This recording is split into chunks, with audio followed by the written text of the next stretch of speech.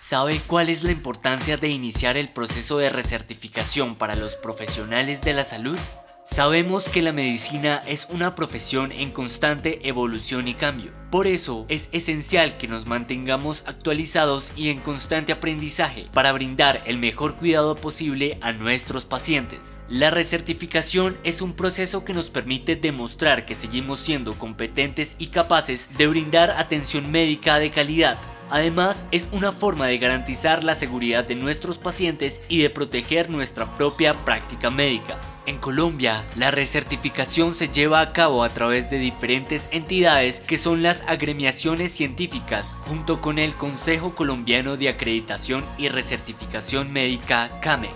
A estas entidades pertenecemos la mayoría de profesionales de la salud y ofrecen programas y cursos de actualización en diversos temas. Estos programas están diseñados para ayudar a mantener actualizados todas las áreas de especialización y ampliar nuestros conocimientos en otras áreas de vital importancia. El proceso de recertificación también nos puede proteger desde el punto de vista legal al demostrar que nos mantenemos en constante aprendizaje y que contamos con las habilidades para desempeñar atención de consulta, cirugías y demás procedimientos médicos que requerimos en nuestro quehacer diario.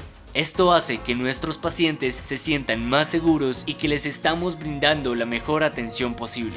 Esperamos que pronto inicien el proceso de recertificación y apoyemos las oportunidades de nuevos aprendizajes y crecimiento en nuestra práctica profesional. No solo mejora nuestros procesos, también brindará tranquilidad a los pacientes sabiendo que estamos comprometidos en mantenernos permanentemente actualizados, brindando la mejor atención. Gracias por el compromiso con la práctica profesional de calidad en Colombia.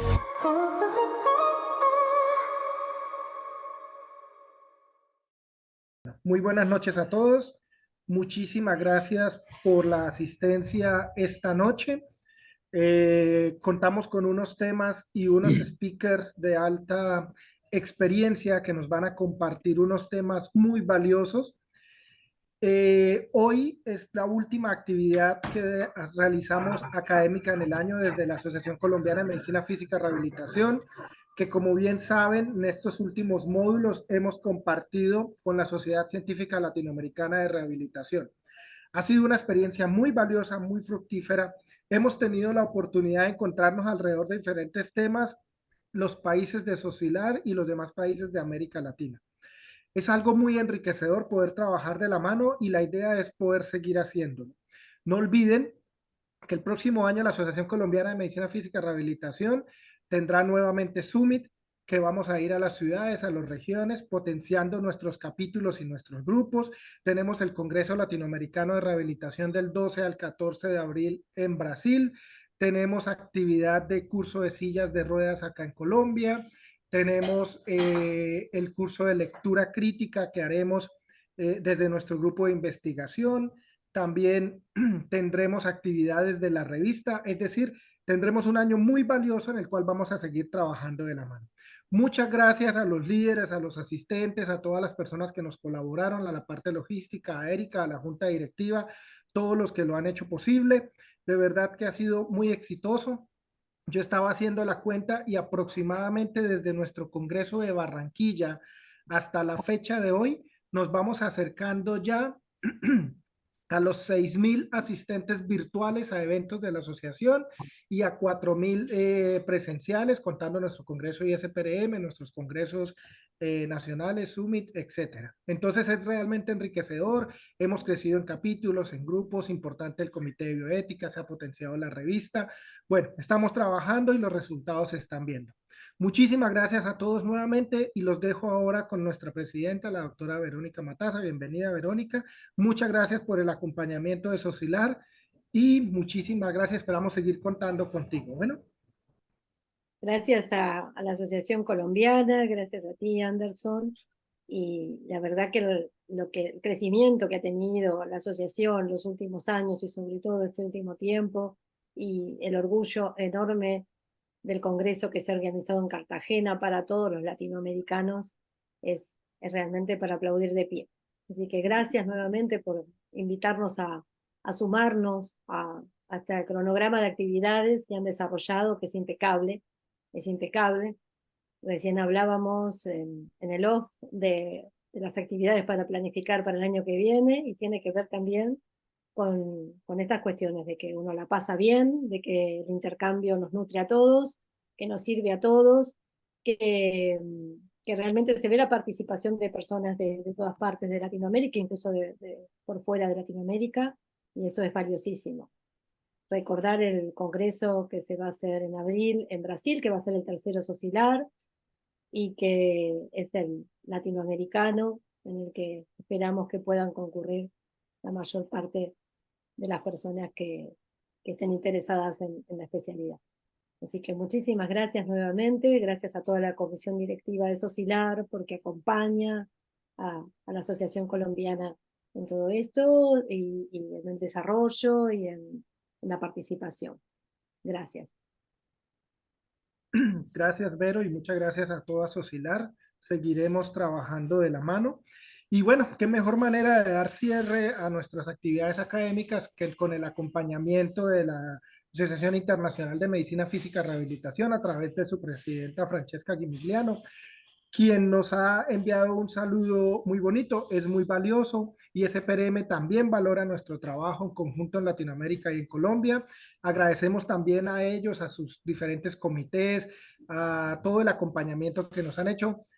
Parte del éxito es debido precisamente a que no estamos solos, sino que es una cohesión internacional, un grupo académico, ser muy estrictos, trabajar basados en la evidencia, un orden muy claro en lo que queremos.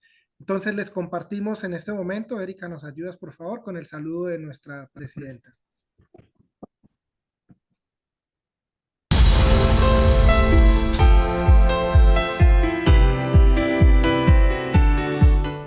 Hola a todos, soy Francesca Gimigliano, la actual presidenta de la Sociedad Internacional de Medicina Física y Rehabilitación. Es un honor dirigirme a ustedes en esta ocasión tan especial para felicitar a la Sociedad Colombiana de Medicina Física y Rehabilitación, así como a su distinguido presidente, por el extraordinario trabajo realizado en colaboración con la Sociedad Científica Latinoamericana de Rehabilitación en la producción de una serie de webinars que han destacado diversos temas de vital importancia en el campo de la rehabilitación. Admiro su capacidad para establecer una colaboración tan estrecha entre los médicos especializados en medicina física y rehabilitación en su región. Este año, por primera vez en la historia, la Organización Mundial de la Salud ha aprobado una resolución sobre rehabilitación, fortalecimiento de la rehabilitación en los sistemas de salud. Y es de suma importancia, más que nunca, que trabajamos colaborativamente para implementar nuestro conocimiento en rehabilitación. No podemos subestimar el impacto positivo que este tipo de eventos tienen en nuestras comunidades.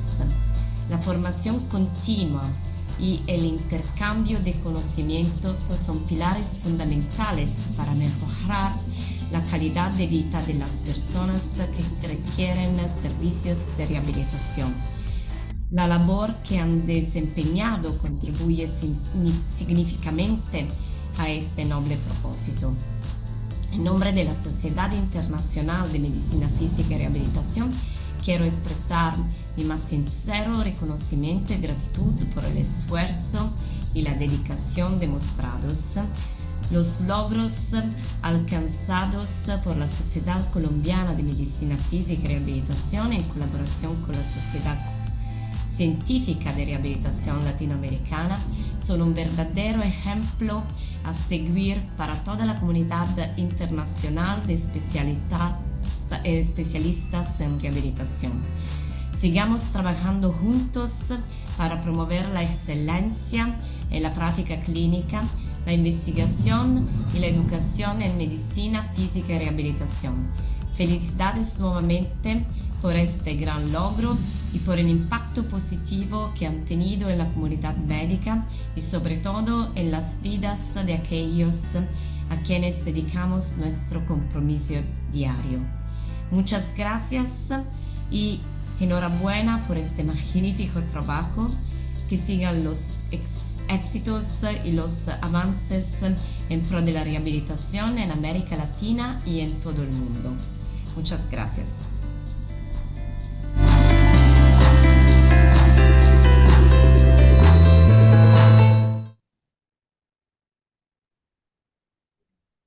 Muchas gracias, doctora Francesca, y gracias no solo a usted, sino a todo ISPRM. De verdad que es muy valioso los aportes que nos han hecho. Ya damos inicio entonces a la parte académica. Les quería recordar en el chat, nos pueden colocar desde dónde nos acompañan para poder hacer seguimiento a todos los países. Ya veo que están México, Argentina, Perú, Colombia. Qué bueno. También en el chat pueden ir colocando las preguntas que vayan surgiendo sobre cualquiera de los dos temas y al final las vamos a resolver todas después de las dos charlas. Importante que sepan, se va a enviar un link más adelante de asistencia para la emisión del certificado en el cual están incluidos los puntajes para recertificación válidos aquí en Colombia. Entonces, no siendo más, y muchas gracias por el acompañamiento en esta introducción. Damos inicio a la parte académica. Primero vamos a comenzar con un tema muy interesante que nos plantea el doctor Mario Giraldo. ¿Podría el ultrasonido reemplazar el electrodiagnóstico en el síndrome de túnel del carpo? Técnica, tamizar sospecha, confirmar diagnóstico, falsos negativos y positivos, probabilidades diagnósticas. El doctor Mario Giraldo, mi amigo, expresidente de la asociación, es médico fisiatra egresado de la Universidad de Antioquia, profesor asistente de la universidad, con una maestría en epidemiología, trabaja en el grupo de investigación de rehabilitación de salud de la Universidad de Antioquia, con un fellowship en rehabilitación musculoesquelética y otro en espasticidad obtenidos en Canadá, estudiante de doctorado en medicina clínica y, como decía, expresidente de la Asociación Colombiana de Medicina Física y Rehabilitación. Mario, muchas gracias por estar esta noche acá, bienvenido y el auditorio es tuyo. A ustedes, Anderson, Verónica Mataza, muchas gracias por la invitación. Es un honor pues aquí compartir con ustedes estas ideas. Como el tiempo es corto, pues arranco de una vez. Es un tema pues que ha sido de mucho debate. Recientemente pues hay mucha utilización del ultrasonido en el túnel del carpo, que es una enfermedad que tiene como característica el dolor, ubicado pues básicamente en esa estructura de la muñeca que afecta el nervio mediano y los tendones flexores. Es una enfermedad básicamente del tejido intersticial, de la matriz del tejido conectivo. El nervio mediano tiene pues una amplia distribución en la extremidad superior, inervando el pronador redondo y el flexor radial del carpo. En el antebrazo, los flexores superficiales y profundos y los lumbricales segundo y tercero, y tiene una rama recurrente en la mano después del carpo, también como la de los lumbricales, que inerva al abductor corto del pulgar. La rama del nervio interosseo anterior tiene inervación del flexor profundo de los dedos, segundo y tercero, y el flexor largo del pulgar. También da una rama para el pronador cuadrado. En cuanto pues a la estructura pues ya como tal del túnel del carpo, está conformada por un techo del ligamento transverso y un piso que conforman los huesos del carpo. Es un síndrome que en principio hemos conocido como un síndrome idiopático doloroso. Es la neuropatía más frecuente en el ser humano. Y recientemente pues hay alguna también novedad en la fisiopatología que habíamos entendido, porque siempre habíamos pensado que solamente se trataba de un engrosamiento del ligamento transverso del carpo. Sin embargo, estudios de las últimas 2 décadas han mostrado que es una enfermedad de todo el tejido conectivo del interior del túnel del carpo. Hay una proliferación de fibroblastos, hay una proliferación de colágeno, hay múltiples citoquinas, entre ellas una de las más importantes es el factor de transformación de crecimiento beta. Esto genera una fibrosis no inflamatoria, al parecer es una de las causas de la presión aumentada al interior del túnel del carpo. Esto afecta la circulación, la microcirculación de la vasa nervorum, y se genera también por la fibrosis unas adherencias del nervio que en cirugía pues las encuentran fácilmente los cirujanos. Es decir, que no es solamente el ligamento transverso. Los estudios genómicos que hay publicados, este es uno de ellos, han mostrado que hay una gran cantidad de genes que predisponen a una alteración de citoquinas y proteínas estructurales que en últimas están mostrando que existe una variedad de poblaciones. No tenemos aquí una única población de túnel del carpo, no es una sola enfermedad, sino que se manifiesta ahí, pero al parecer tiene diversos orígenes. Entre esos, de todos esos orígenes, yo pues he hecho como el ejercicio de mirar de qué se tratan todos esos genes y creo personalmente tengo esta idea que existen dos grandes conjuntos. Un conjunto es el factor de transformación de crecimiento beta por el daño de múltiples citoquinas que lo estabilizan, y el otro conjunto son todos aquellos que tienen que ver con los pasos de la síntesis del colágeno. Aquí también lo represento. A la izquierda estoy pues intentando representar la acción de esta citoquina, el factor de transformación de crecimiento beta. Por algún motivo pierde su estabilidad metabólica, empieza a quedar liberado en grandes cantidades y estimula en gran cantidad a los fibroblastos que empiezan a producir grandes cantidades de colágeno. Por otra parte, pues el otro mecanismo es el mecanismo de proliferación de las fibras de colágeno que quedan mal, digamos, sintetizadas porque sus fases empiezan a fallar. Es una enfermedad muy prevalente, tiene una prevalencia tan alta como la de la diabetes y la enfermedad coronaria. Y tiene una prevalencia que es menor en las personas que trabajan en oficina, pero ellos de todas maneras tienen una prevalencia mayor que la población general, y aún más aquellos que tienen actividades de uso fuerte en las manos. Hay estudios pues en diversas poblaciones. En Colombia tenemos estudios, por ejemplo, con agricultores que tienen una prevalencia mayor al 30%. Es la primera causa de incapacidad en muchos países. En Colombia, por ejemplo, es el 42% de todas las enfermedades ocupacionales y laborales. Y para llegar al diagnóstico, pues tenemos pues como varias opciones. El clínico, el electrodiagnóstico, el ultrasonido y unos cuestionarios estructurados. Cuando uno mira los cuestionarios estructurados, es una gran lista de síntomas y de criterios que a veces parece que uno se fuera pues como enloquecer porque uno no sabe cuál vale y cuál no, o cuántos debe tener y cuántos no. Este siendo nuestro punto de partida, como el puerto del que tenemos que partir, debería de tener una gran capacidad de hacernos el diagnóstico, de acercarnos al diagnóstico, pero cada uno de los signos tiene una sensibilidad muy baja. La sensibilidad baja quiere decir que los pacientes que tienen síntomas que no son notorios al examen pueden pasar desapercibidos a la luz de ese examen y tener la enfermedad, pero el examen no lo detecta. Eso es lo que quiere decir los problemas de sensibilidad. Y la especificidad quiere decir que puede haber muchas enfermedades, pero la prueba diagnóstica detecta particularmente esa enfermedad. Aquí lo quiero decir de otra manera. A la izquierda, la sensibilidad detecta la máxima cantidad de casos cuando tamizamos una población, y un resultado negativo cada vez falla cuando una prueba tiene muy buena sensibilidad. El ejemplo de esto son las bacterias en un citoquímico de orina.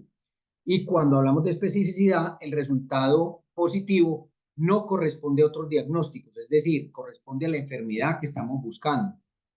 Este caso es el del urocultivo. Uno hace un urocultivo y el urocultivo le está mostrando a uno si es esta bacteria o es esta otra o es esta otra. Ahí podríamos resumir pues esas propiedades diagnósticas. Cuando hablamos de los cuestionarios, hay unos trabajos que han mostrado algunos algoritmos, pero en esos algoritmos no nos hablan ni de la sensibilidad, ni de especificidad, ni los falsos negativos y positivos. Entonces, esto queda solamente como en la lógica de cada persona, en la lógica nuestra, pero estas rutas, pues habría que hacerles un ejercicio muy grande de análisis pues estadístico para ver si son útiles. Por el momento no lo tenemos. De hecho, hay una investigación publicada por el doctor Fernando Ortiz y pues otros especialistas, colegas y residentes con quienes analizó uno de los cuestionarios más importantes que hay del túnel del carpo, hizo un análisis factorial y agrupó cómo estadísticamente se parecían los síntomas que estaban en el cuestionario, y encontró 3 factores principales: la debilidad, el dolor y los síntomas sensoriales. Luego los comparó con las pruebas electrodiagnósticas y solamente los síntomas sensoriales se relacionaron con los estudios de conducción nerviosa. Es decir, la debilidad y el dolor no se relacionan demasiado con las pruebas de neuroconducciones. Es decir, que si un paciente consulta por debilidad puede ser otra cosa, el dolor también puede ser cualquier otra cosa, pero si tiene síntomas sensoriales probablemente los estudios de neuroconducción estén alterados. Estos son parestesias, como corrientazos en las manos o dificultades para agarrar por esos síntomas tan incómodos. Este es uno de los criterios clínicos que después de haber hecho muchas búsquedas encontré, que es más, digamos, que tiene un mejor trabajo metodológico cuando lo publicaron. Estos criterios de este autor Witt de 2004 propone que existen unos criterios mayores y unos menores. Los mayores incluyen un criterio mayor principal, que es el de la distribución de las parestesias en la mano, y puede ser en el territorio del mediano o mediano, pero también cubital, pero siempre el mediano, o en guante. Es decir, siempre de alguna manera u otra estará el territorio del nervio mediano. Y hay otras que también son parestesias como criterios mayores, que se agrave por hacer algunas actividades físicas que despierten al paciente en la noche, o que se alivie cuando sacude la mano o cuando la dejan en una posición fija. Y hay unos criterios menores como debilidad, torpeza y presencia de signos de Pinel y Fallen que no dan tanta fuerza al diagnóstico. Cuando compararon esos síntomas con las pruebas neuropsicológicas y la cantidad de estos síntomas, encontraron que había una correlación, como pueden ver en la curva de la derecha, y que a medida que se presentaban más estos síntomas, se notaba que las neuroconducciones también estaban muy deterioradas. En últimas, el criterio clínico definitivo lo propusieron como un criterio mayor y el criterio mayor número 1, que es el de la distribución de las parestesias, y 2 de los otros criterios mayores que también son parestesias, pero bajo esas otras condiciones. Y un diagnóstico clínico posible, que siempre será el criterio mayor, pero ya no son 2 de los mayores, sino uno mayor o otro menor. Esto no nos confirma el diagnóstico, nosotros tenemos que confirmarlo y por eso pues están las pruebas. Entonces, ¿cómo definimos si una técnica diagnóstica es adecuada? Primero, debe ser un método que sea capaz de detectar la enfermedad, que confirme específicamente ese diagnóstico y no se confunda con otras enfermedades, que nos ayude a determinar muy bien la etiología, que ayude a clasificar la enfermedad y que nos hable del pronóstico. Hay un problema inicial que es el de los valores normales, y ese problema de los valores normales es de la confiabilidad y el error interevaluador e intraevaluador. En el síndrome del túnel del carpo no tenemos casi estudios que evalúen esto, pero en general las pruebas de neuroconducciones, el doctor Fernando Ortiz evaluó esto, perdón. El doctor Fernando Ortiz evaluó esto con otros colegas y encontró que la confiabilidad interevaluadora era buena para pues, las pruebas que utilizábamos cotidianamente. Yo ahora les voy a presentar. Ahora miremos lo de las pruebas diagnósticas de sensibilidad y especificidad. Vamos a mirar algo pues, de estas otras propiedades, las explicaré pues, más adelante. Y en cuanto pues, a las neuroconducciones, pues hay unas pruebas que son mucho más potentes. Aquí pongo tal vez la prueba que he encontrado que tiene al mismo tiempo el valor más alto de sensibilidad y de especificidad. Es decir, detecta todos los casos y no se le escapan. Es decir, cuando es negativo nos quedamos tranquilos porque tiene una capacidad de detectarlos todos. Y cuando es positiva la prueba no se está confundiendo con otras patologías. Esa es esta prueba pues al cuarto dedo, la neuroconducción sensitiva al cuarto dedo, que pues en ese universo del sistema nervioso central es una prueba pues clave, pero no nos está hablando si existe otro tipo de patologías al interior del carpo, como si lo muestra el ligamento transversal, perdón, la ecografía. La ecografía pues tal vez nos haga un diagnóstico del nervio mediano, pero puede que nos muestre otras patologías como pues digamos derrame de líquido sinovial o si hay quistes, en fin, o daño pues de otras estructuras. Y nos ayuda a visualizar pues los vasos sanguíneos también. es dependiente de la frecuencia del transductor. Esto es muy importante porque cuando el transductor no tiene una alta frecuencia no es posible ver bien las estructuras y queda mucho como a la interpretación de un evaluador o del otro.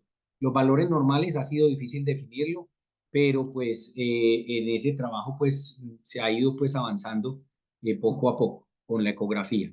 En las neuroconducciones existen ya clasificaciones y muchas de estas clasificaciones han ayudado a determinar cuáles pacientes pueden ir a cirugía o no pueden ir a cirugía.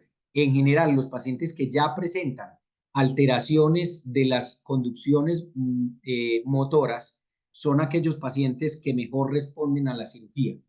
Esto solo se ha observado con las neuroconducciones, porque cuando se ha hecho ecografía, todos los estudios que tenemos disponibles no ha podido lograr alguno de los signos ecográficos que nos ayude a indicar a cuáles pacientes les puede ir mejor con los signos ecográficos o con un signo o con otro.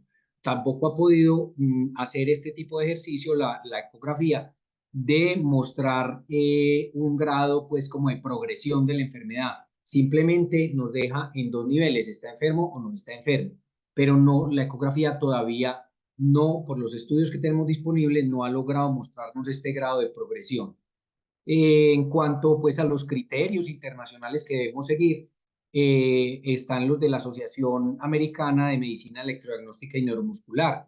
Ahí hay una lista pues muy detallada, yo no la voy a leer, ustedes la pueden consultar, buscar, leerla uno a una, donde nos mencionan cuáles son todas las pruebas que existen, la sensitividad segmentaria, las motoras mixtas, las ortodrómicas, la electromiografía, unas motoras comparativas en la palma. Aquí están pues ilustradas, ustedes las pueden ver, así las voy a presentar. Las pruebas sensitivas las tengo en la fila de arriba y en la fila de abajo las pruebas motoras.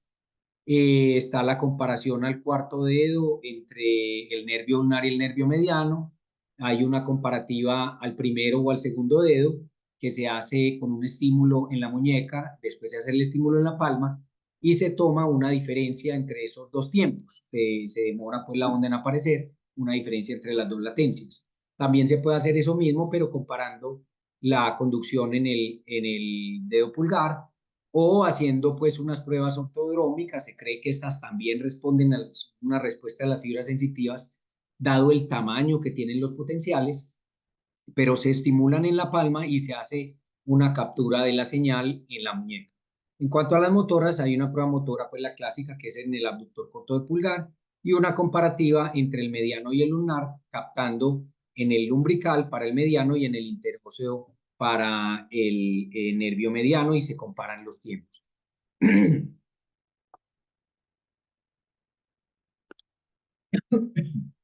Perdón. En cuanto a la variabilidad, que es el primer problema que enfrentan las pruebas, cuando se hacen pruebas, algunas de las pruebas que se hacen sin comparar con otras personas, con personas sanas, sino que se toman solamente los valores en un grupo poblacional para ver cuáles valores son mayores y menores y cuáles tienen más desviación estándar y están más alejados de la media. Se presenta este problema importante y es que tenemos unos valores muy diversos y muy distantes. Los valores normales para una prueba así, que no se haga juiciosamente, puede dar unos valores tan pequeños como 4,5, o sea, una diferencia de latencias de 4,5, o una diferencia de latencias de 12,6 milisegundos. Entonces, ahí uno pues casi que se enloquece porque uno no sabría cuál es el valor normal. El otro gran problema es la prueba reina que utilicemos. Yo pues ya mostré en una diapositiva el bajo poder de sensibilidad que tienen las pruebas de Tinel y Fallen en comparación con otras pruebas pues ya más estructuradas, pero solamente ella como solita, como única prueba, no puede servir como prueba reina porque pues, nos da estos resultados tan diversos.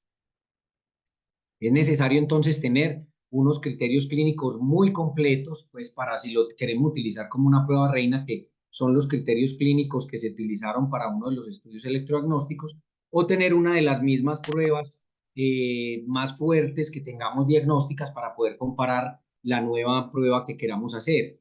Toda prueba debe tener unos criterios de calidad cuando nosotros leamos el artículo.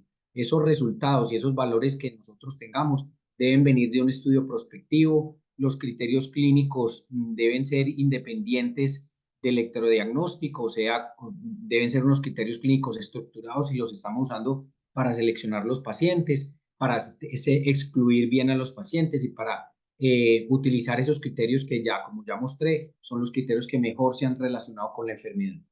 Hacer una descripción detallada del método para que se pueda replicar y todo lo podamos hacer en nuestros consultorios. Se debe monitorear la temperatura en esa publicación donde saquemos esos valores. Los valores de referencia podrían ser en la misma población o con estudios previos de otra población del mismo laboratorio, pero lo ideal es que se compare un grupo sano con un grupo enfermo y que los criterios de anormalidad se establezcan estadísticamente siempre con un valor promedio y sus desviaciones estándar. Casi siempre nos publican una, entonces no sabemos cuál es el valor patológico. Es patológico cuando se aleja tanto del rango de variedad entre los seres humanos que ya tiene 2 desviaciones estándar. Estos son los criterios que deberíamos de encontrar y muchas de las pruebas de electrodiagnóstico hoy en día apuntan a tener estos criterios. Con ecografía todavía no tenemos un ejercicio juicioso de que las publicaciones que existan tengan estos criterios de calidad. Entonces, lo que estamos leyendo en muchos de los casos no tiene todos estos criterios de calidad. En cuanto al ultrasonido, no voy a mencionar, hay muchas pruebas, pero el tiempo es corto, me voy a dirigir tal vez a las 2 pruebas más referentes pues, que tenemos y en las que tenemos mejores datos. Una es el área de corte transversal, que básicamente es mirar qué área tiene el nervio mediano cuando se hace una visualización transversal del túnel del carpo. Y esto se puede hacer con los cursores pues, del equipo. El equipo permite pues, que uno saque pues, esa imagen en círculo pues, que rodea el nervio y le calcula uno automáticamente el área. Eso se puede hacer tanto a la altura del hueso pisiforme, que es la entrada del túnel del carpo o proximal, o distal, digamos, con referencia del hueso ganchoso, que ya es distal y pues ya entrando completamente a la mano. Cuando se han hecho estos estudios y se han comparado los valores normales de los valores de personas enfermas y personas sanas, se ha encontrado este problema. Pues básicamente es que los valores varían mucho. Puede ser un valor de 5, la diferencia entre el sano y el enfermo, o puede ser un valor de 8. Y este es tal vez una de las grandes dificultades que todavía tenemos con la ecografía, porque hay quienes pueden decir, no, entonces yo voy a tomar una diferencia con los valores normales de 5 y otro puede decir, no, yo quiero tomar un valor de diferencia entre 8. Y eso ya va a quedar a criterio del que hable más duro, el que tenga más rango en la escuela o el que tenga más experiencia o el que tenga más prestigio. Pero estadísticamente todavía tenemos este gran problema y es esa gran variedad y esto ocurre tanto en el pisiforme como en el ganchoso. Incluso en el ganchoso la diferencia pues es mucho mayor, pues aquí de 4 milímetros cuadrados. Ahora necesitaríamos saber si una enfermedad logra tamizar pues completamente, si una prueba logra tamizar completamente la enfermedad, y para eso voy a poner este ejemplo. O sea, nosotros tendríamos en la población general personas que en realidad están enfermas, como aparece dentro del cuadrado rojo. Todos estos enfermos pues lo sabemos por una prueba confirmatoria, y tenemos otras personas sanas, todos ellos están sanos porque la prueba pues de referencia o la que han llamado prueba de oro nos dice que ellos están sanos, y luego aplicamos un examen que estamos probando. Es el examen que queremos saber si es muy bueno o no. Ese examen puede salir positivo o negativo, pero en ese ser positivo o negativo puede que cuando es positivo nos detecta los círculos verdes que puede corresponder a los verdaderamente enfermos, pero puede que dentro de esos enfermos tenga una gran cantidad de personas que no las detecta y nos da una prueba negativa. De la misma manera, en las personas sanas, cuando aplicamos esa prueba, puede que nos marque algunos como si que estuvieran enfermos, pero en realidad esos enfermos no van a estar enfermos, sino que es un falso positivo, que son los verdes que aparece acá. Pero puede que nos marque una mayor cantidad de negativos, debería de marcar la gran mayoría de negativos en esos sanos, indicando que de verdad están sanos. En este caso, en particular, se hacen tablas de 2 por 2 y nos muestra esa cantidad de personas que son verdaderos positivos, falsos positivos o falsos negativos o falsos positivos y verdaderos negativos. Cuando esto se calcula, perdón, voy a hacer acá una corrección aquí sobre la marcha porque hay un dato ahí que no quiero que se lleven equivocado.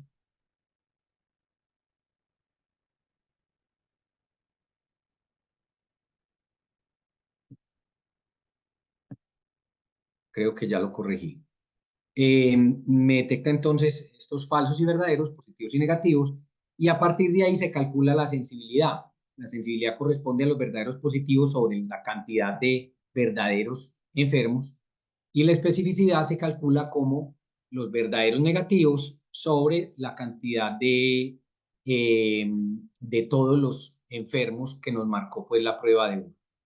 Entonces, con esa claridad, pues que he tratado pues de explicar de la sensibilidad y la especificidad, quiero pues advertir, me devuelvo por algo adicional y es que recordemos de ahora en adelante, uno de los grandes problemas que vamos a encontrar son los falsos negativos y los falsos positivos, y los falsos negativos siempre van a estar atados a la sensibilidad.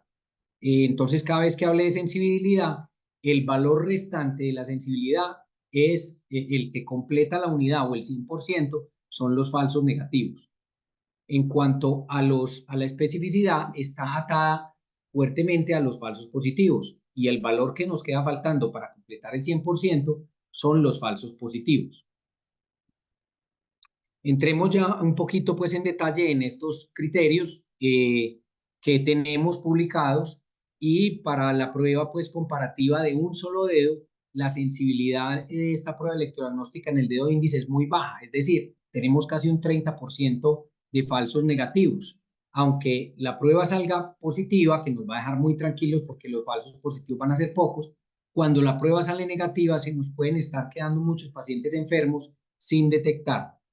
Lo mismo podría estar pasando con otro tipo de pruebas, pero yo les voy a traer acá las mejores. Cuando ya empezamos a comparar un dedo o un nervio con otro, y cuando se hacen estas pruebas comparativas, la prueba que mejor ha alcanzado valor es este 0.55, que nos da una sensibilidad muy alta, una especificidad muy alta, y la cantidad de falsos positivos y negativos es baja con esta otra prueba también. Pero la prueba reina y la mejor es al cuarto dedo, como han publicado ya varios, porque esta prueba se acerca casi al 100% y sería la mejor prueba de todas para detectar la enfermedad y que no se nos vayan falsos positivos y negativos. Acá hay un debate en cuanto a qué tan cerca hace uno el estímulo del nervio mediano y el lunar y que no se le confunda la onda.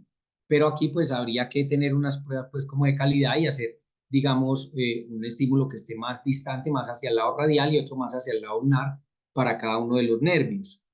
Uno podría entonces decir, ay, es que creo que me equivoqué porque esa onda está muy parecida, y utiliza unas pruebas más específicas. Por ejemplo, esta prueba comparativa de muñeca y palma es muy específica y resuelve uno el problema de si estaba fallando con la anterior, pero esta prueba puede que le salga negativa y va a tener un problema ahí de falsos negativos porque van a ser casi el 20%, un 17.5%, como lo muestra pues este dato de sensibilidad y especificidad. La prueba motora no es una prueba diagnóstica, es una prueba más bien que se utiliza para confirmar la gravedad de la enfermedad, mirar la gravedad, que esta es la gran ventaja para determinar un criterio que en muchos casos utilizan en algunas escuelas como quirúrgico, porque es el que ha mostrado que a partir de estos valores los pacientes responden mucho mejor a la cirugía cuando ya esta prueba es patológica. Y hablando ya de la ecografía, pues habría que tener pues unas indicaciones claras de cómo se hace la prueba. Hay que tener unas referencias óseas. En la entrada tenemos el pisiforme al lado ulnar y el gancho y a la salida el ganchoso, y al otro lado pues podríamos, de otra manera podemos tener como referencia las líneas hiperecoicas. Pues en el techo está el ligamento transverso del carpo, es una línea hiperecoica. La otra es la que demarca una zona triangular del canal de Gullón donde está el nervio ulnar y su arteria, y la anisotropía que sirve para que nosotros evaluemos el nervio mediano. Es importante pues aquí pues mencionar, pues de nuevo recuerdo acá que se evalúa la entrada y la salida. La entrada y la salida, pues como referencias tenemos el pisiforme y el ganchoso.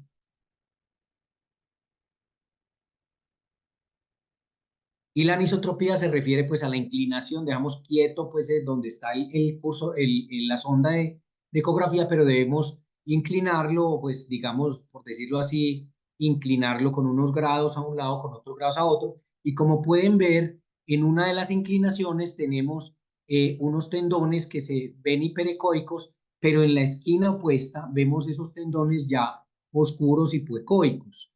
¿Sí? Ya pierden como su capacidad pues, de visualización, ya no los podemos ver bien, pero con el nervio mediano siempre lo vamos a ver similar, siempre se va a ver similar y el nervio mediano no sufre de esa anisotropía y es una de las maneras pues de localizarlo, además pues de la localización. Entrando ya en materia con la prueba diagnóstica, el área de corte transversal es un área que, digamos, es una prueba que fue revisada en una revisión sistemática. Se utilizan diferentes valores y nos han publicado que tiene unas sensibilidades que son relativamente bajas. Estas sensibilidades bajas nos están indicando que hay un 20% de pacientes falsos negativos y estas son las mejores pruebas que hay. Es decir, si un día uno hace 5 pacientes, le hace esta prueba a 5 pacientes enfermos con el túnel del carpo, 1 de cada 5 se va a ir con una prueba negativa y vamos a creer que no está enfermo y el paciente en realidad sí está enfermo. Estaremos felices cuando salga positiva porque pues sabemos que es el túnel del carpo y que definitivamente esa es la enfermedad. Y a la salida, pues cuando se hace con referencia al hueso ganchoso, pues las propiedades son como similares independiente pues del valor que utilicemos. En cuanto a la prueba del aplanamiento, el aplanamiento es básicamente hacer una división entre el diámetro transverso y el diámetro anteroposterior, y esa división debe ser menor de 4 en el hueso ganchoso o menor de 3,4 en el pisiforme, y tal vez la que se hace en el ganchoso es la que alcanza una sensibilidad un poco mejor, pero de nuevo, dependerá del evaluador. Esto es bajo condiciones ideales de un experto. Tendría que entrenarse muy bien la persona para poder hacer este tipo de prueba y pues no fallar pues en hacer este tipo de cálculo. La especificidad pues es muy alta, o sea que si nos sale la prueba positiva estaremos seguros que es una patología del nervio mediano y no es otra enfermedad diferente. Han tratado de evaluar 2 niveles diferentes y al evaluar esos 2 niveles diferentes, lo que les quiero mostrar es cómo se compara en una gráfica de la curva RO, que es una curva en la que confrontamos la sensibilidad y la especificidad en el eje de abajo, solo que invertido, es 1 menos la especificidad. Y cuando hacemos esa prueba, se calcula el área en un estudio compararon el área de las 2 pruebas, que me dan las 2 pruebas en esta gráfica, y la prueba de comparación de las áreas transversales da un área pues que no es muy alta, es un área relativamente pequeña, es de 0,8, es decir, no tiene una capacidad de cubrir toda la cantidad de pacientes que pueden ser verdaderos positivos y falsos negativos, combinado todo eso al mismo tiempo. Mientras que la prueba de la neuroconducción al cuarto dedo es mucho más alta y tiene un área mucho mayor y en realidad nos está dejando muy poquitos pacientes falsos positivos y negativos por fuera. Pues yo voy a terminar aquí muy rápido, pues hay otra combinación, hay otra manera de hacer los análisis con el teorema de Bayes, que es de probabilidades, que nos combina al mismo tiempo la sensibilidad y especificidad y los falsos positivos y negativos. Uno tiene que tener en cuenta para esto, pues la prueba digamos, qué datos tenemos previos de probabilidades de que la persona esté enferma y recordemos que una persona que tiene más carga de trabajo en las manos y que tenga síntomas o que tenga unos síntomas muy típicos tiene una probabilidad pues mayor de tener la enfermedad.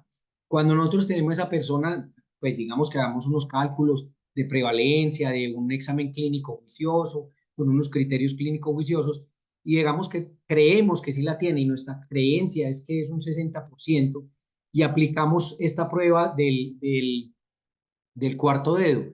Esa prueba tiene esta capacidad, yo acá no tengo tiempo pues de explicar con detalle, pero quien quiera pues puede acercarse y yo pues puedo explicar este método con calma. nos va a dar una probabilidad mayor del 90%, cercana al 95% de tener el síndrome de túnel del carpo con esta prueba cuando nos da positivo.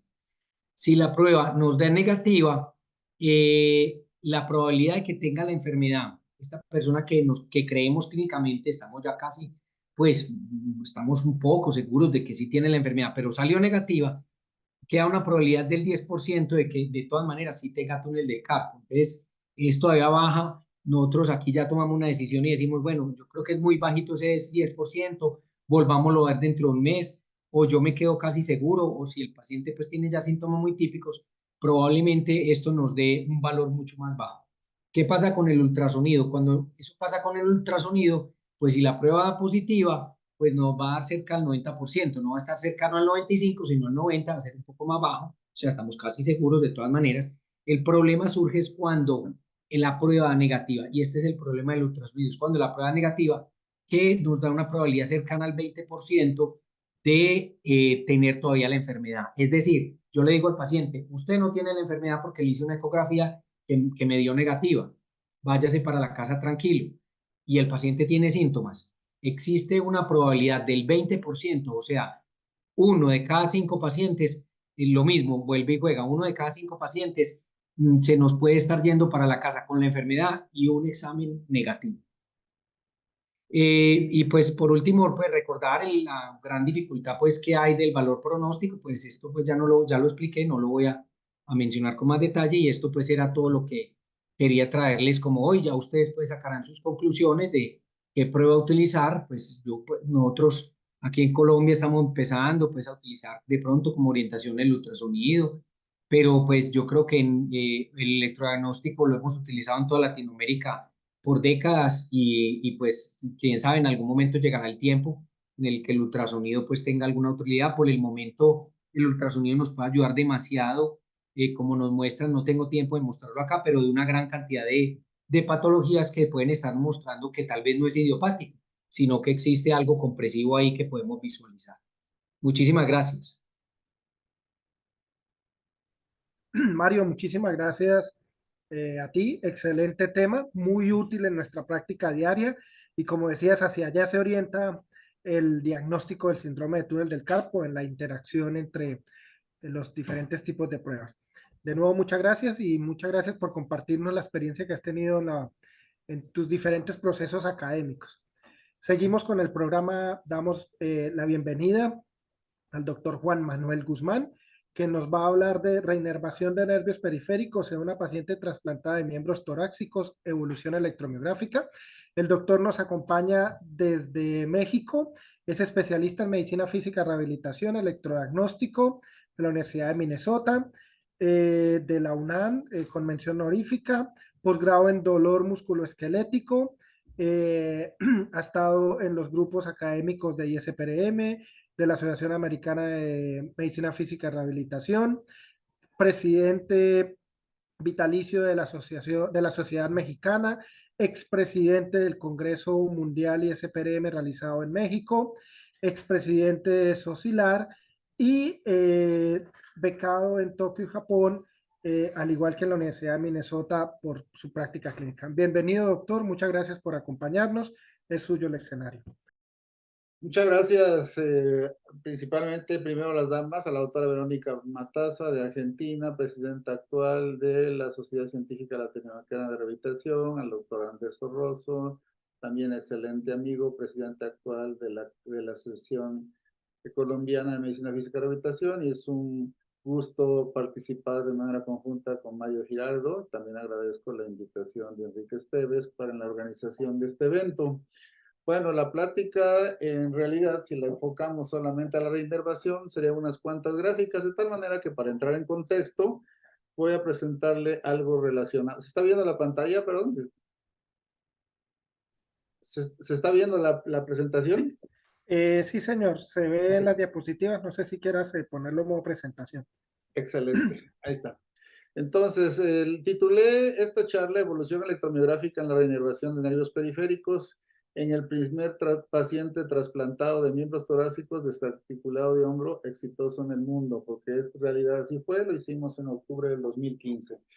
Les decía que para entrar en contexto vamos a ver a cuánto corresponde los desarticulados de hombros. De acuerdo a la gráfica internacional corresponde solo al 1%, aunque la discapacidad que genera este tipo de amputaciones pues es altísima.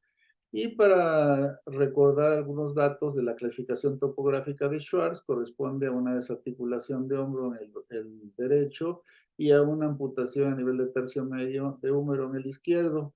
Es importante que tenemos que terminar con ciertos paradigmas de que un amputado se vea, valga la redundancia, estigmatizado porque lo ven como caminando con un pie de palo, con un gancho, ¿verdad? Para todo, aunque en realidad los que hemos manejado prótesis sabemos que el gancho sigue siendo bastante funcional.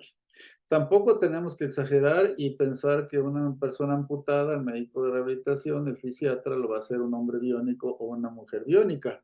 Se han avanzado cantidad con la tecnología reciente y han visto, casi quieren colocar un electrodo por cada axón, ¿no? Lo cual es ridículo, pero bueno, es lo que se ha estado estudiando y se han conseguido grandes cosas como el Motor Arm Rehabilitation Institute of Chicago.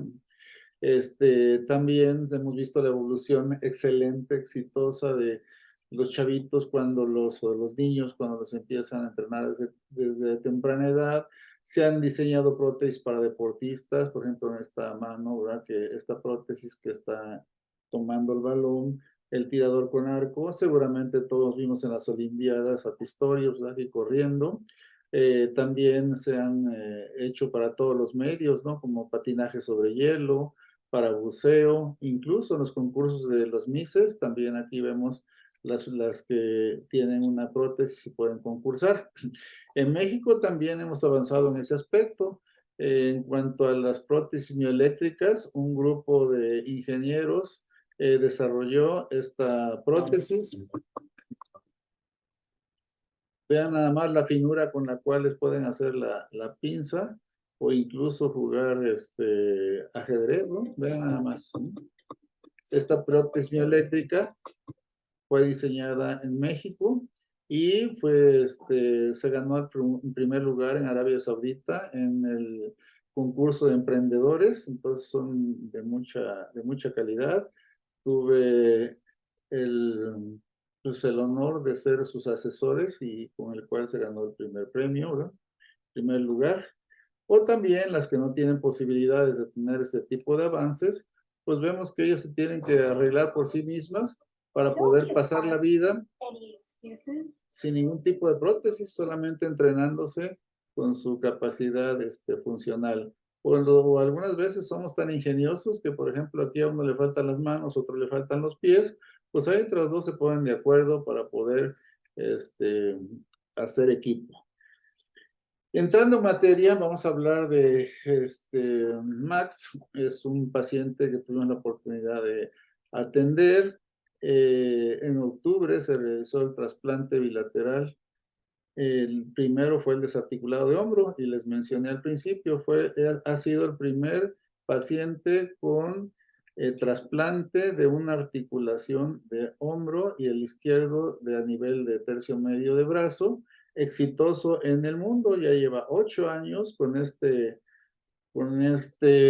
trasplante y cada vez está más funcional.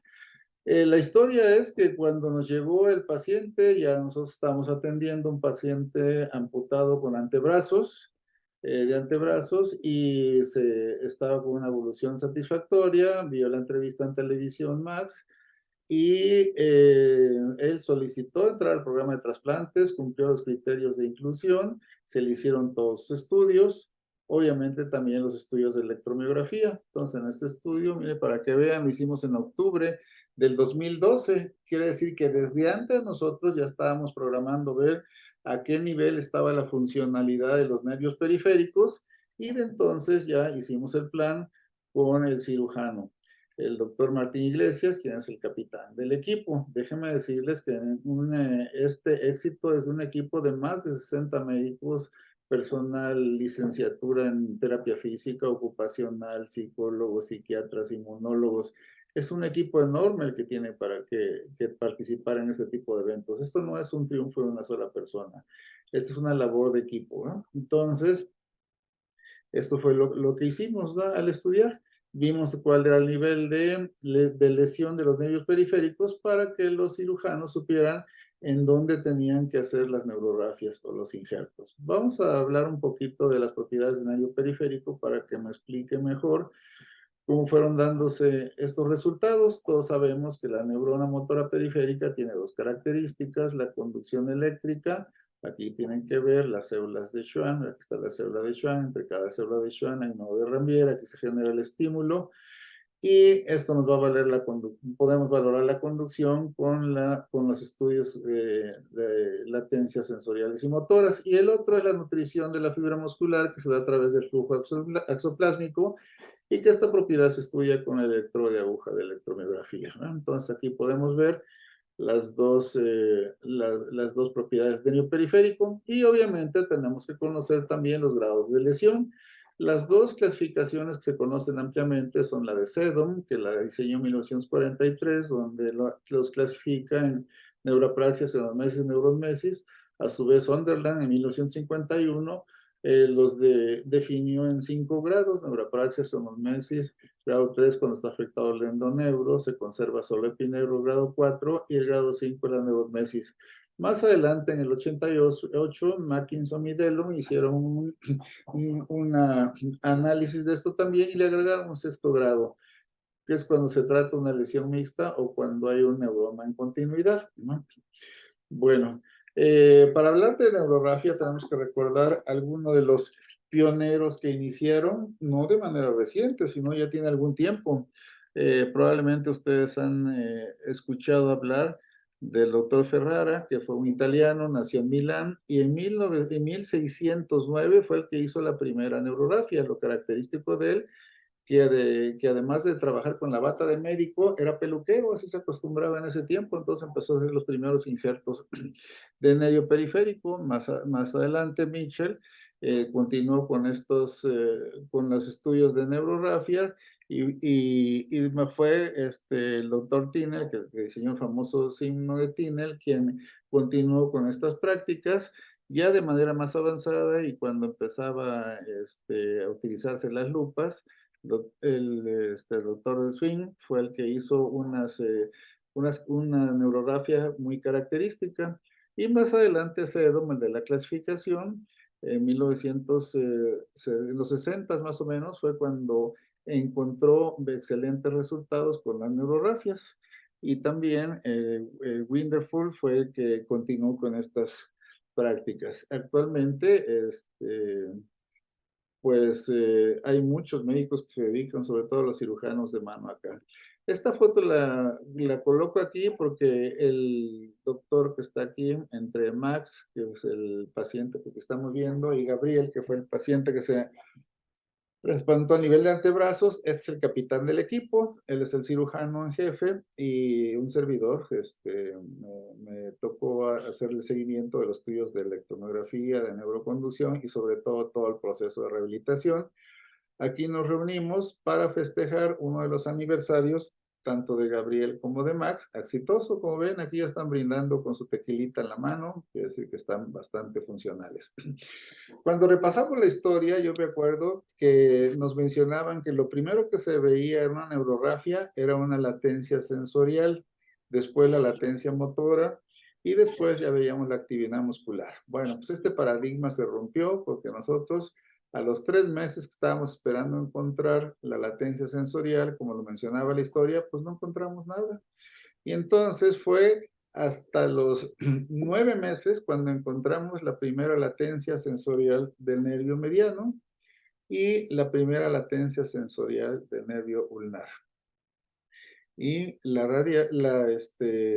ulnaris también, del otro lado de la izquierda. En cuanto a latencia motor, los autores decían que a los 6 meses tenía que aparecer, y nosotros las encontramos a los 8 meses, las latencias distales, ¿verdad? Esta fue la latencia, miren, esto ya fue después de 1 año, cuando ya encontramos las dos latencias, la distal en la muñeca, la proximal en el codo, para poder obtener una neuroconducción. Y esta fue la del ulnar, aquí está en carpo, en codo y en nivel de arriba, ¿verdad? Y estas son las respuestas medidas acá, sí, miren, la primera, las primeras latencias que hicimos obviamente fue la de los músculos, la de los nervios proximales, el músculo cutáneo o izquierdo obtenido en el bíceps y en el músculo cutáneo derecho en la parte, pero en el bíceps, que tenía remanente, y esta fue en el bíceps del lado derecho, músculo cutáneo que tenía amputado. Estas fueron las respuestas, ¿verdad?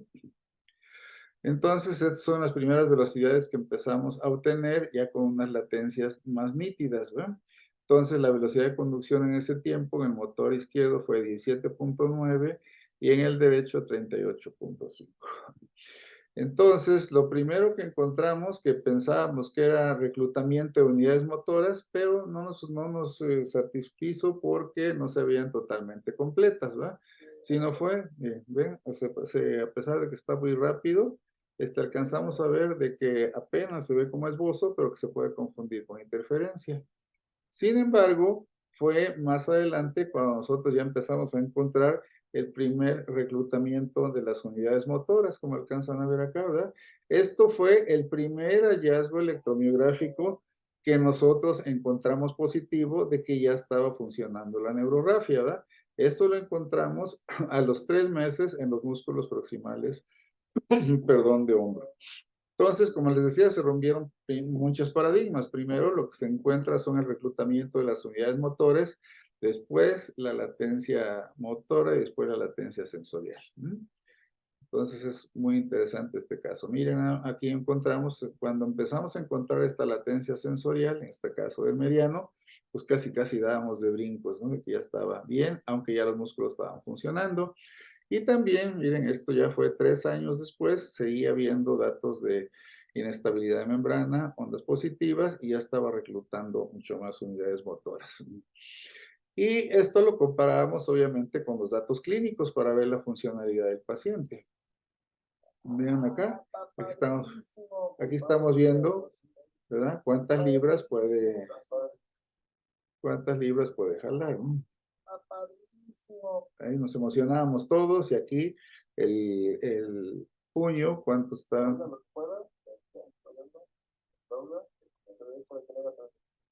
Aquí también estábamos midiendo y comparando una mano con otra para ver cómo se iban recuperando. Obviamente la mano derecha es la que iba más atrasada porque fue mayor la distancia de la neurografia. Nos tuvimos que apoyar también en ayudas funcionales y aquí fue muy interesante porque muchas veces no cuenta uno con la tecnología, con la disposición o con los deseos de cooperar de algunos colegas de prótesis, de órtesis. Y entonces pues, hablamos con nuestro amigo, el doctor Alberto Eskenazi, que vino de Filadelfia, y él donó estas ayudas funcionales, ¿no? Entonces está muy interesante porque eso nos ayudó mucho, sobre todo a mejorar la parte emocional del paciente para que viera que se estaba recuperando. Todos sabemos que el ser humano es un ser biopsicosocial. Lamentablemente, a veces la parte psicológica, como que no le damos mucho peso, ¿no? Y lo social también, porque necesitamos que el paciente se tratara de reincorporar. Y en algunas ocasiones, como en este caso les mencionaba, en todos los estudios que se han hecho de este tipo de pacientes, de trasplantes de mano, se reporta que lo último en recuperarse son los intrínsecos de la mano. Esta no fue la excepción, de tal manera que aquí diseñamos este tipo de ayudas funcionales con las vendaje neuromuscular para que pudiera flexionar y extender. Entonces uno tiene que valerse de todo en rehabilitación para poder hacer que la mano funcione. Esto seguramente no lo van a ver en ningún lado porque lo diseñamos nosotros acá. Estamos en contacto con el segundo trasplante que se ha hecho de hombro, que se hizo en León hace 2 años, en enero. Y curiosamente se meten a YouTube, en los videos, ponen amputados, trasplantados de brazos y van a ver que ahí mencionan que el primero fue el de León. Creo que nos falta subir nuestros videos para que se den cuenta que nosotros lo hicimos desde el 15 de octubre. Pero miren, vean nada más acá.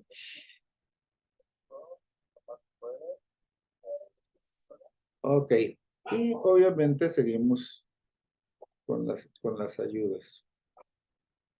Ustedes seguramente van a preguntar para qué hace todo este pellejerío ahí, ese pellejo. Bueno, pues cuando uno hace o trabaja en un equipo para los cirujanos que hicieron el trasplante, uno tiene que tener la precaución, si acaso no llegaba a funcionar este trasplante, este excedente de piel, lo iban a utilizar los cirujanos para remodelar el muñón, ¿no? Entonces, por eso acá. Déjenme decirles que mucho del éxito de este caso fue que el paciente Max le puso todas las ganas del mundo. Y obviamente acompañado por su esposa Belinda y su hija, ¿verdad? Que quedó tan sensibilizada que estudió la carrera de terapia física. O sea, fue un avance increíble para que un paciente pueda tomar sus alimentos sin que se le riegue el agua del vaso o de la taza, pues tiene que hacer la pronosupinación, ¿verdad? Entonces fue lo primero que entrenamos aquí, los ejercicios de pronosupinación. Acá está. Ven, acá sí, y vamos a ver más adelante, bueno, acá atrás vamos a checar una para...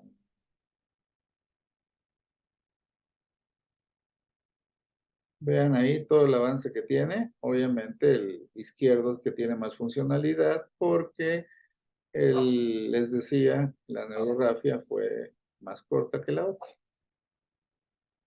Pero vean, nada más cómo está funcionando la mano. Perfecto. Y pues nosotros decimos que la mano se rehabilita 26 horas al día, ¿no? Entonces aquí están en la casa, su esposa Belinda, está Max, ayudándolo ahí, como dicen que al lado de un gran hombre hay una gran mujer. Entonces, vean cómo está haciendo la pronosupinación, la flexión de muñeca, de carpo.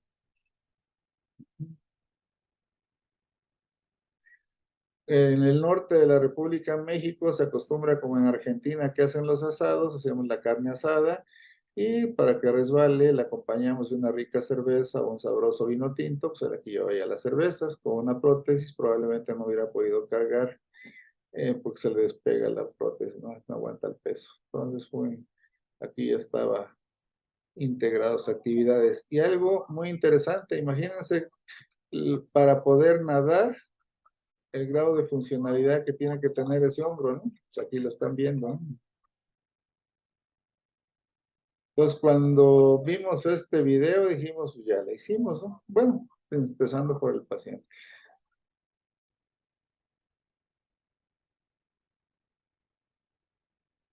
Y les decía, la práctica crea la perfección y promueve la rehabilitación.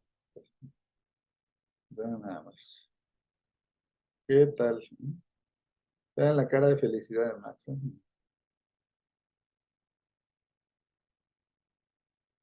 Aquí está manejando un automóvil estándar. Vean ahí, no es automático, es un automóvil estándar. Ya puede ir al supermercado.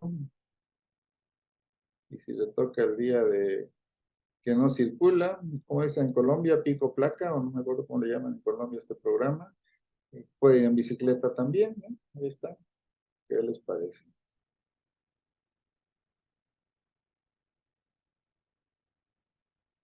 El 15 de septiembre festejamos la independencia y para festejarla se acostumbra a comer pozole, pues aquí está degustando su pozolito. Es una pena porque no sé por qué se oscurece este video, así que lo vamos a pasar rápido. Y también para festejar el aniversario de los dos pacientes con trasplante de brazos y de hombro, ella es la esposa de Gabriel, que estuvieron ahí festejando con música de mariachi, como debe de ser, ¿no?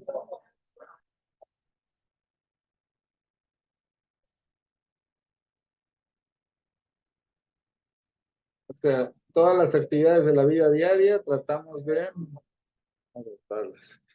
Algo muy interesante fue como el paciente es diestro, tuvimos que hacerle cambio de dominancia. Entonces, lo primero que escribió cuando se le hizo el cambio de dominancia fue el nombre de la esposa, Belinda, ¿verdad? Y entonces, y abajo, obviamente puso su nombre, después lo encerró en un corazonzote, como debe de ser, y pues todas las doctoras, terapistas muy sensibles se pusieron a llorar de emoción cuando vimos que estaba haciendo ya todo esto, Max. Y la mejor evidencia es esto que van a escuchar ahora. Estoy muy contento y ya me siento una persona completa que pasa en la cartilla de la gente y sobre todo estoy contentísimo pues con lo que estoy haciendo. Ya siento ya conectado mis brazos conmigo mismo, ya me responden como parte de mi cuerpo, o sea, en cuenta vuelvo a ser una persona real. Ahorita tengo un deficiencia todavía, pero siento que con la rehabilitación me voy reponiendo y espero llegar al máximo permitido que haya.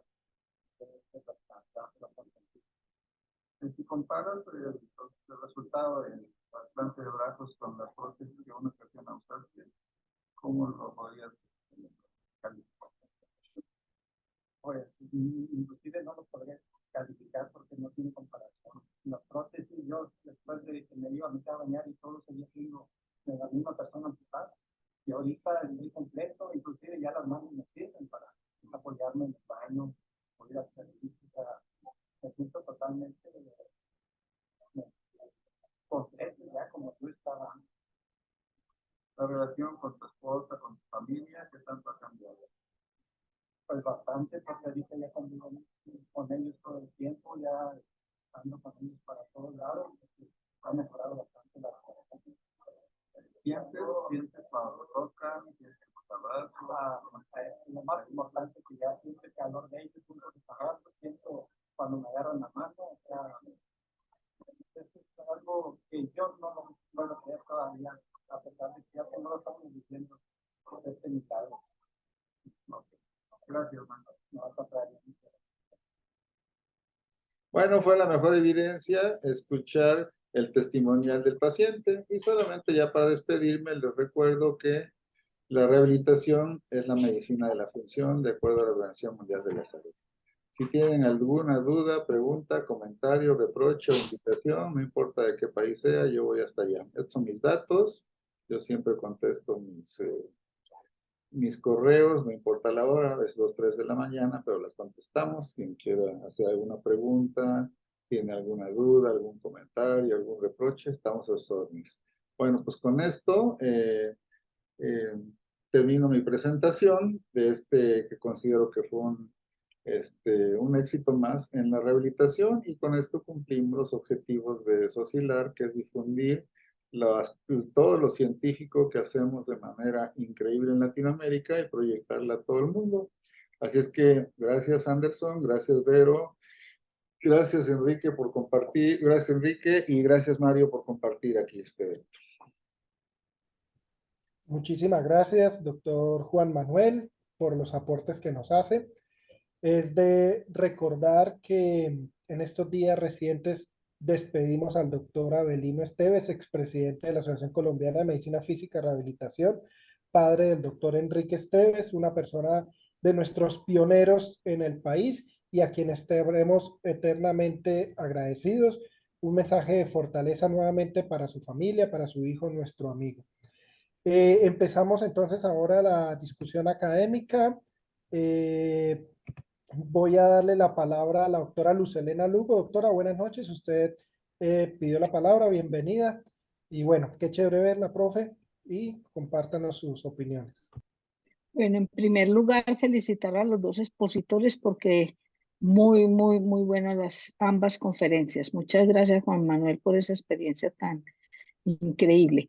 Gracias, yo quería participar especialmente porque hay, digamos, una inquietud grande entre los fisiatras diciendo, bueno, entonces es que el ultrasonido va a reemplazar el electrodiagnóstico en el diagnóstico específico del túnel del carpo, refiriéndonos a esta patología. Lo cual es preocupante, por supuesto, porque igual los fisiatras pueden hacer el ultrasonido, pero también lo pueden hacer el cirujano plástico, el ortopedista, también puede ser reemplazado y entrar a hacer algún papel la resonancia nuclear magnética. Entonces, digamos que las inquietudes son muy justificadas. Quería también decirles que acabo de ser tutora de una tesis muy bien hecha de una profesora de la Universidad Nacional, que de pronto está por aquí, quiere comentar algo, Liliana Rodríguez, quien hizo su tesis precisamente comparando el ultrasonido con el electrodiagnóstico para el diagnóstico del túnel del carpo. Esto lo hizo con los profesores pues, de la Universidad Nacional, que también por aquí veo a Jorge Díaz por si quieren agregar algo. Lo que yo tengo que decir es que también con esa tesis lo que vemos es que hay unos valores de sensibilidad que son muy bajos para el ultrasonido. Sin embargo, hay una prueba de la índice muñeca antebrazo que tiene una sensibilidad mejor, pero su especificidad es baja. O sea que en esos rendimientos de la prueba diagnóstica, pues no podemos decir ya, no hay que hacer ultrasonido y no hay que hacer electrodiagnóstico, hagamos ultrasonido. Entonces, y el otro asunto es que tampoco se logra aclarar si ese compromiso del nervio mediano es leve, moderado o severo. Esto entonces para decir que pues los fisiatras pueden seguir estando tranquilos, que quienes lo hacen como un método complementario también tengan en cuenta que en un sistema de salud introducir una nueva metodología diagnóstica en un protocolo tiene que hacerse con mucho cuidado porque tiene que decirse en qué momento se hace, para quiénes, para cuáles pacientes y no puede incrementar los costos si no hay una real relación costo-efectividad. Y para poder probar esa relación costo-efectividad, pues se tiene que saber exactamente esa precisión diagnóstica, en qué pacientes, cuándo, cómo, y además qué implicaciones terapéuticas tiene. Entonces, estas son unas preguntas que además también quedaron planteadas en la tesis de Liliana Rodríguez y creo que son preguntas. Es muy interesante este trabajo porque quiere decir que estamos entrando en hacer estudios de alta calidad en pruebas diagnósticas que son difíciles de hacer en la parte de epidemiología, pero que es un camino. O sea, esto no es que se hizo el estudio y ya dio las respuestas pues esperadas a la pregunta con la que inicia Mario la intervención. Entonces, es un camino, pero que pues no es que esté reemplazado la electromiografía por el ultrasonido y que hay que lograrlo poner en su punto, pero para esto se necesita investigar. Muchas gracias. Gracias a usted, doctora, por esos valiosos aportes. Precisamente está conectada la doctora Liliana. Hola Liliana, buenas noches. Felicitaciones por tu trabajo. Y bueno, compártenos por favor las opiniones que tengas al respecto. Muy buenas noches para todos, muchas gracias. Y sí, como lo decía la doctora Luz Helena y como nos plantea Mario, este es un nuevo camino. Yo pienso que los fisiatras estamos abiertos en este momento a conocer y desarrollar todas las habilidades relacionadas con esta herramienta diagnóstica. Casi que cuando nosotros lo discutimos en el grupo, empezamos a hablar del ultrasonido como el fonendo del médico, y miren que pues es algo adicional que utilizamos no solamente para síndrome de túnel del carpo, sino para muchas enfermedades neuromusculares y otras patologías. Entonces, este proyecto que realizamos nos dio más preguntas que respuestas, como dice la profe Luz Elena, porque precisamente así va la investigación. No es simplemente decir mañana cambiamos una herramienta por otra, sino ver todas las implicaciones que puede tener en un contexto determinado. Que esta herramienta puede incluir costos y un temor que uno no sabe que vaya a pasar en las manos equivocadas o en una población que no sea consciente de intervenciones que pueden terminar mal para el paciente. Entonces, la invitación sería precisamente a empezar en este campo, los que no lo han hecho y los que estamos pues en el grupo, en el capítulo, empezar con, por ejemplo, los valores de referencia, como lo establecía Mario también en su presentación, ver cómo se comportan estas pruebas en diferentes escenarios. La investigación que hicimos es en una población pequeña realmente, que es en Bogotá, en CIFEL, entonces pues esto no se puede extrapolar a toda la comunidad, ni siquiera Bogotá como tal, ¿no? Entonces es clave que estos grupos se desarrollen en diferentes zonas con las personas que ya están metidas en el tema, pero que también los que quieran ingresar, pues lo hagan y gustosos se formen en esto. Gracias, doctora Liliana. Y veo que tiene levantada la mano el profe Jorge Díaz. Buenas noches. Doctor Jorge, bienvenido, muchas gracias. Buenas noches para todos, ¿me escuchan? Sí, Bueno. No, Sí, pero señor. primero felicitar también a los conferencistas, al doctor Guzmán, a Mario, excelentes conferencias, muy interesantes. A la doctora Lugo, pues por todas sus enseñanzas. Yo me quiero referir a la primera conferencia porque pues es el tema que yo trabajo, que es el túnel del carpo del ultrasonido.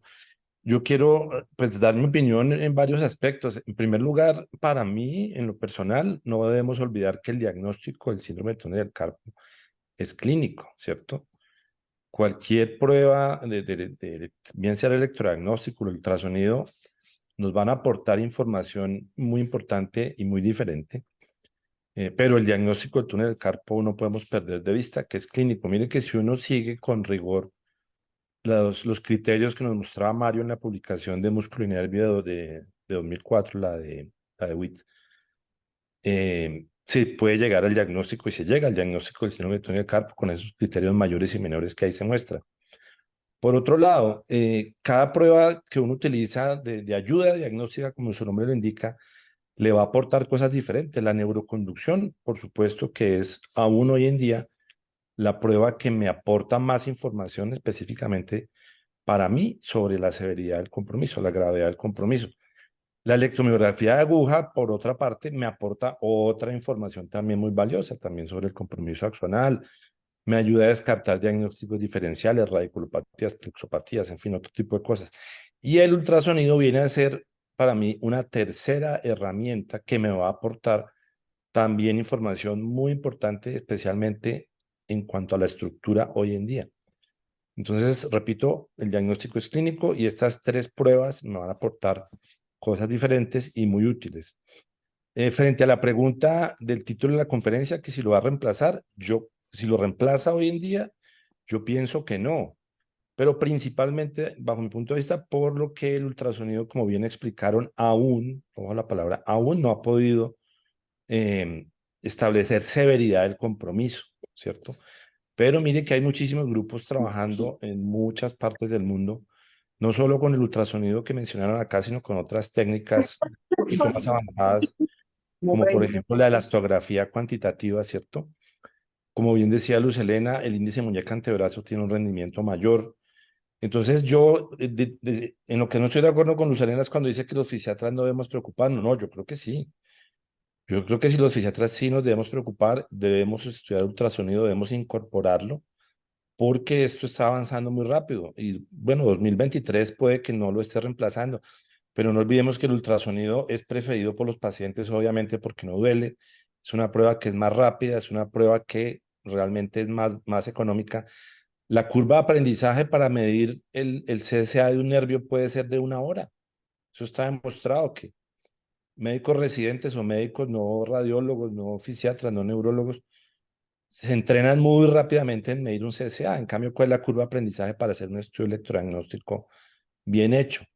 Entonces, yo pienso que los fisiatras sí debemos incorporar el ultrasonido, debemos aprender, porque esto en X tiempo, no sé cuánto tiempo, el día que el ultrasonido pueda establecer severidad, yo pienso que sí va a llegar a reemplazar al electrodiagnóstico en gran parte. Muchas gracias. Gracias a usted, doctor Jorge, por los aportes. No sé si de pronto Mario quiere decir alguna otra cosa para complementar la información. Tenemos unos comentarios aquí en el chat que dice Juan Loza, felicitaciones, la Sociedad Americana de Electrodiagnóstico en 2023 concluyó que basado en la evidencia clase única C2 de medición de ultrasonido neuromuscular del área transversal del nervio mediano en la muñeca establece como precisa para el diagnóstico. El doctor Luis Cedillo, un saludo al doctor. El ultrasonido no sustituye al electrodiagnóstico ni al ultrasonido, ambos son complementarios. Los valores de área de corte transversal en sus diferentes índices distal proximal no son los únicos parámetros que deben evaluarse. La ecoestructura del nervio, las maniobras dinámicas, las características de los músculos inervados, entre otros. No sé qué otro comentario haya. De pronto el doctor Mario o el doctor Juan Manuel quieran añadir alguna otra cosa más. Sí, sí, con mucho gusto. Mira, yo también tengo algunos años, como más de 40, haciendo estudios de electromiografía y trabajo de manera estrecha con radiólogos y con quien hace mi intervencionismo y quien hace ultrasonografía. En las clases que les doy a los residentes antes de posgrado y ahora de pregrado, les comento que todos los estudios de imagenología son para la anatomía, como los estudios de electrodiagnóstico, de neurodiagnóstico, neurofisiología son para la fisiología. Es decir, un estudio de imagen, aunque el ultrasonido también es dinámico, pero la mayor parte de los estudios de imagenología son estáticos, como si fuera una foto.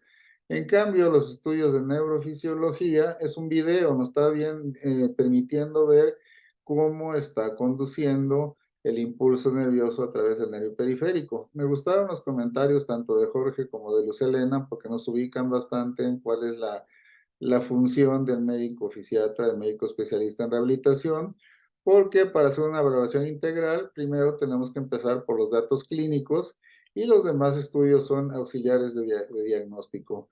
Creo que si hacemos una buena exploración física, hacemos un buen diagnóstico clínico, y ya lo podremos corroborar con los estudios electrodiagnósticos y ultrasonido. En este momento, obviamente, pues yo hago electromiografía desde hace mucho más años que ultrasonografía, y yo obviamente me enfoco más a la electromiografía porque da más datos.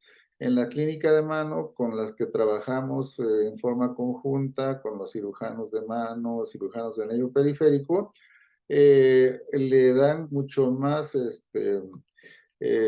credibilidad a la electromiografía que el ultrasonido en algunos padecimientos específicos como el de túnel de carpo, porque cuando se hace la liberación quirúrgica que lo logran, hemos tenido mejor correlación clínica quirúrgica y neurofisiológica que con ultrasonido. Fantástico, muchas gracias Juan Manuel. Veo que no hay más comentarios ni preguntas. Agradezco entonces nuevamente a nuestros expositores del día de hoy, a nuestros profesores que nos hicieron estos aportes en la discusión académica, muy valiosos. Evidentemente la formación en ultrasonografía hace parte ya del día a día de los fisiatras. Estamos en esa curva de aprendizaje, pero debemos trabajar por fortalecer la evidencia del ultrasonido en esta y otras demás patologías que podamos aplicarlo. Mientras tanto, seguiremos con lo que tiene mayor soporte. Muchas gracias a todos los que hicieron posible este año académicamente. Ya mañana con los líderes nos reuniremos nuevamente para planear el otro año y les estaré comunicando a los asociados y obviamente a la Junta Directiva de Socilar que vamos a tener aquí en Colombia para que se vinculen. Muchas gracias. Hicimos un congreso mundial, hicimos actividades académicas, potenciamos los capítulos, nacieron nuevos capítulos, ingresaron más asociados, tenemos más activos a los residentes, etcétera, etcétera. Muchas gracias a todos. De nuevo, un abrazo al doctor Enrique Esteves y nos estaremos viendo en una próxima ocasión. Muchísimas gracias y un abrazo.